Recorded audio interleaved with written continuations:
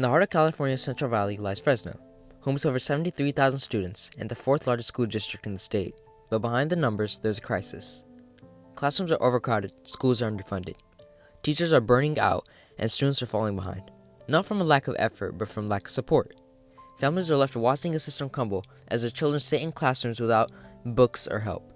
This isn't just about education, it's about equity. It's about futures. This is the reality inside of schools of Fresno.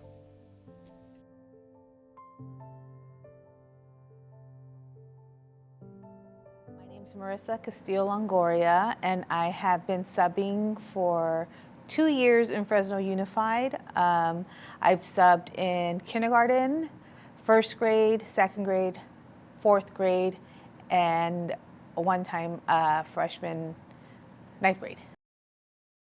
Went to school to become a credentialed teacher. I just completed my credential program at Fresno State, so I'm fully credentialed and ready to have my own classroom.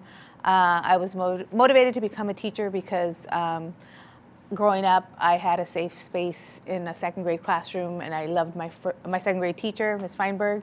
So that was something that I had aspired to do for future students. I wanted to give them a safe environment. It definitely affects how a teacher teaches in the classroom because unfortunately, everything is, well, I shouldn't say unfortunately, there's a lot of expectations put on the teacher as far as teaching certain subject areas.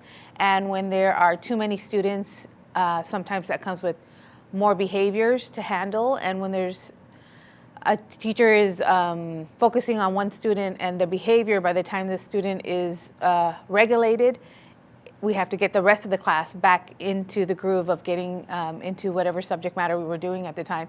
And that can take a lot of time, especially with a lot of students trying to manage anywhere up 25 to 30 kids, especially in the upper grades. It affects greatly the day and the attitude towards the students and what they're learning.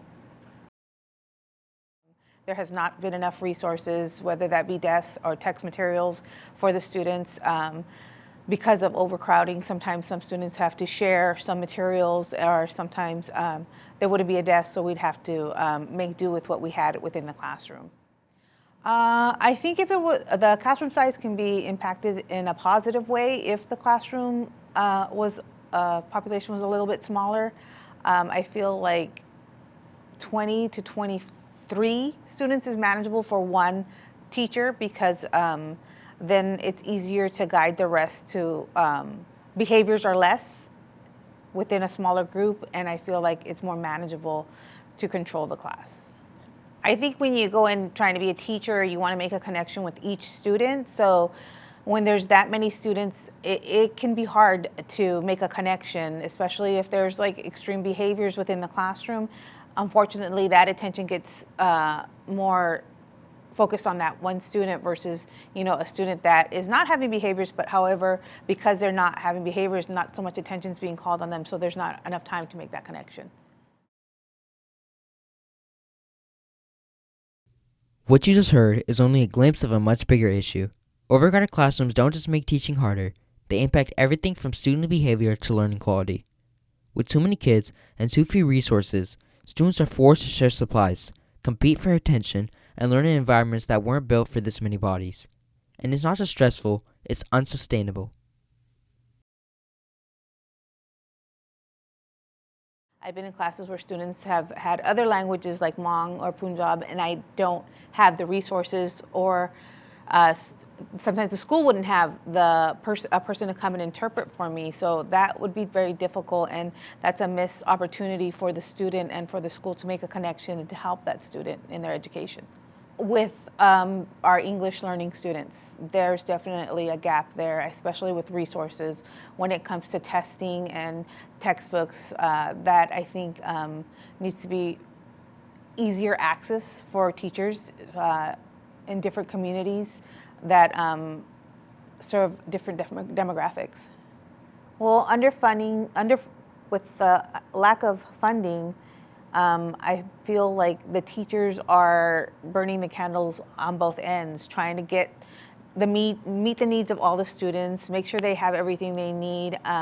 So it falls on the teacher. If it's not the school or the district, the teacher, we just want it and want everything for our students. So we will do everything we can and overwork ourselves in order to get those needs met.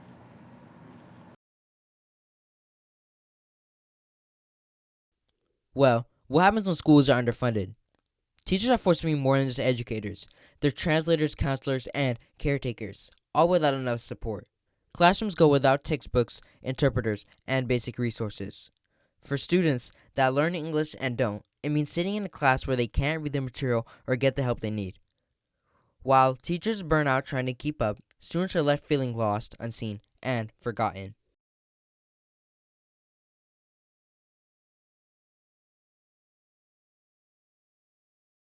Well, as a substitute, I noticed that a lot of teachers, because of the lack of resources within the school, they'll have to get a substitute, and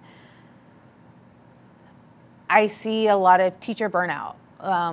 Teachers need a break, and I do get busy, and I get a lot of phone calls from the same teachers because sometimes they just need a break in between semesters or quarters. If there's a teacher who's chronically absent and needs a sub, the classroom management can kind of go down. So therefore,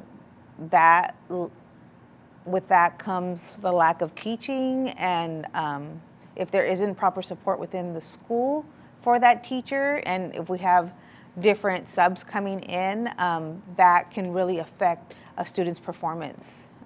When schools are overcrowded and underfunded, burnout becomes the norm.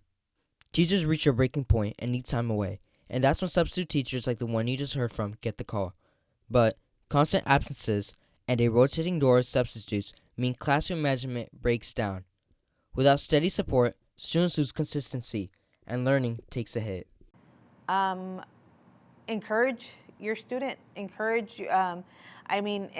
Anybody that's within the school should make some type of communication with all students, not just the ones that are in their classroom.